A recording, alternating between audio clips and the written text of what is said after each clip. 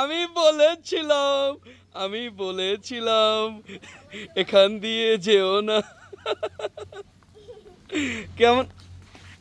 এই কেমন হয়েছে? কথা তো শোনো না, মামার কথা তো শোনো না। আমি বলছিলাম যে এখান দিয়ে যাও না। আমি বলছি মাত্রই তোমারে, তোমার বললাম না যে তুমি ওই দিক দিয়ে ঘুরে যাও। আমি তো একটু আগে পড়তে নিয়েছিলাম যে এই জায়গাটা বৃষ্টির পরে খুবই খারাপ, বললাম যে দিক দিয়ে যাও না, তুমি গেলা আর টপাস আচার খাইলা। কেমন লাগতেছে আচার খেয়ে? এই দুষ্টামি কর না, আমি কিন্তু গোসল করছি, দুষ্টামি করবে না। কেমন লাগলো?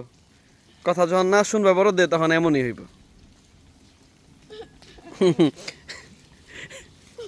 সরো সরো সরো, দুষ্টামি করবে না। আরিয়ান মাত্রই আচার খাইলো একটা, এই হচ্ছে কি করতেছে,